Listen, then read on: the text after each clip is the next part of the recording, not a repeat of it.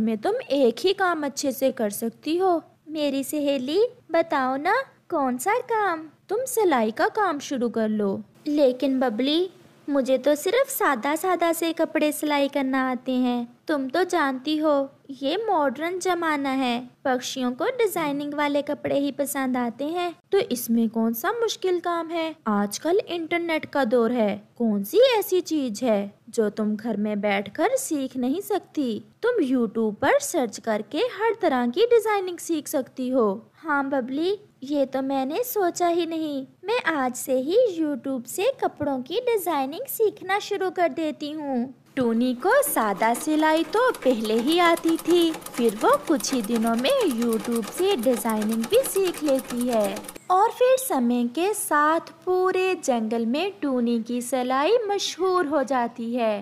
अब टूनी घर में बैठकर सिलाई भी कर लेती और अपनी बेटी का अच्छे से ध्यान भी रख लेती।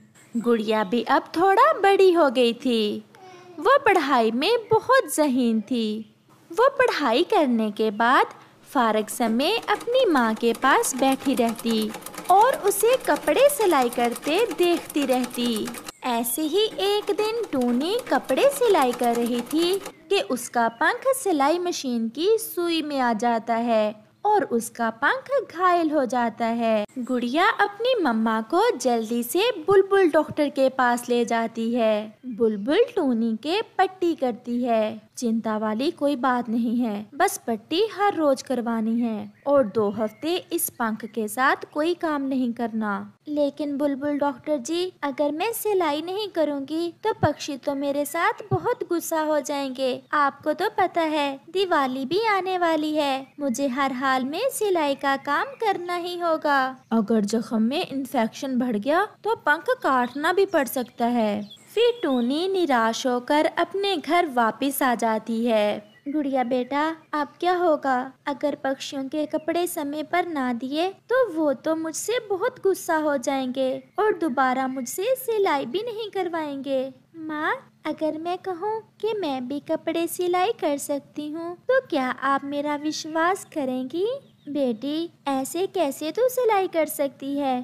तूने कौन सा सिलाई सीखी है? माँ, जब आप सिलाई करती थी तो मैं आपके पास बैठकर सब देखती रहती थी।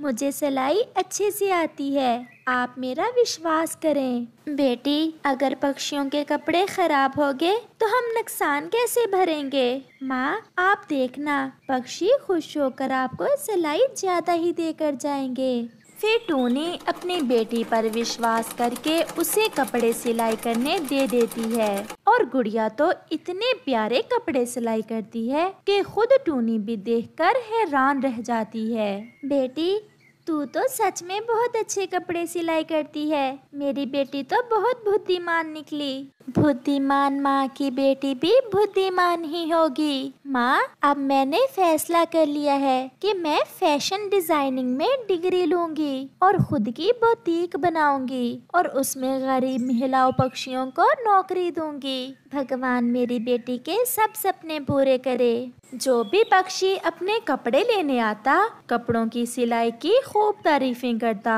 और सिलाई भी पहले से ज्यादा देकर जाता। टूनी, तेरा तो पंख घायल है, फिर तूने कैसे इतने कपड़े सिलाई कर लिए और वो भी इतने प्यारे प्यारे? अगर मेरी बेटी ना होती तो आज मुझे सबके सामने बहुत शर्मिंदा होना पड़ता। ये सब कपड़े मेरी बेटी ने ही सिलाई किए हैं। फिर तो गुड़िया की सिलाई अपनी माँ की सिलाई से भी ज्यादा मशहूर हो जाती है। फिर गुड़िया कॉलेज से फैशन डिजाइनिंग की डिग्री लेती है और खुद की बुटीक खोल लेती है। गुड़िया के डिजाइन किए हुए कपड़े तो आसपास के सभी जंगलों में मशहूर हो जाते हैं और फिर वो दोनों माँ बेटी बहुत अच्छा जीवन गुजारती हैं। सोनो चिड़िया की मम्मा एक हादसे में मर जाती है और सोनो चिड़िया अपने घर में अकेली रह जाती है। वो बहुत दुखी थी क्योंकि उस जंगल में उसका और कोई नहीं था। दूसरे जंगल में उसकी मौसी रहती थी। उसकी मौसी को जब अपनी बहन के मरने की खबर पहुंचती है तो वो सोनो चिड़िया के पास आती है। सोनो चिड़िया अपनी मौसी के गले लगकर बहुत रोती है। चुप कर जाओ मेरी बेटी, चुप कर जाओ। तुम्हें रोता देख तुम्हारी माँ की आत्मा को बहुत दुख हो रहा होगा। मैं तुम्हारी मौसी हूँ, मैं तुम्हारी माँ की जगह तो नहीं ले सकती, लेकिन तुम्हारी माँ जितना तुम्हें प्यार जरूर दे सकती हूँ। चलो बेटी, तुम मेरे साथ मेरे जंगल चलो। मैं तुम्हें यहाँ अकेला नहीं छोड़ सकती, ये दुनिया बहुत जालिम है मेरी बेटी। फिर सोनो चिड़िया अपनी मौसी के साथ उसके जंगल चली जाती है। गुड़िया बेटी, ये तुम्हारी छोटी बहन है, तुम इसका बहुत ख्याल रखना। तुम दोनों बाहर खेलने भी इकट्ठी जाओगी और स्कूल भी इकट्ठी जाया करोगी। सोनो चिड़िया की मौसी उसका बहुत ख्याल रखती है। सोनो चिड़िया जल्द ही अपनी मौसी के घर में घुल मिल जाती है। गुड़िया चिड़िया पहले तो सोनो चिड़िया का बहुत प्यार करती है, लेकिन धीरे धीरे वो ये महसूस करती है कि उसकी मम्मा उससे ज्यादा सोनो का प्यार करती है, इसलिए वो सोनो चिड़िया से जलने लगती है।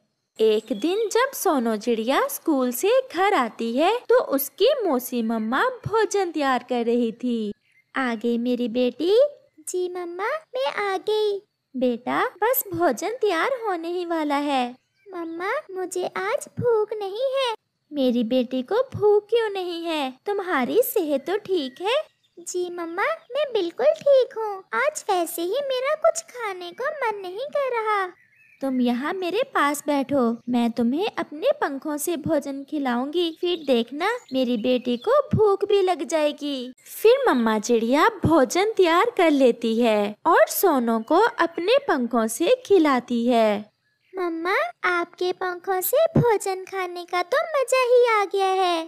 गुड़िया चिड़िया दरवाजे पर खड़ी ये सब देख रही थी। वो भी अपनी मम्मा से कहती है, मम्मा, मैं भी आज आपके हाथों से ही खाना खाऊंगी। बेटा, तुम तो बड़ी हो गई हो, तुम अपने पंखों से अच्छे से खाना खा सकती हो। वैसे भी अब मुझे किसी काम के लिए बाहर जाना है, तुम अपनी छोटी बहन का ख्याल रखना।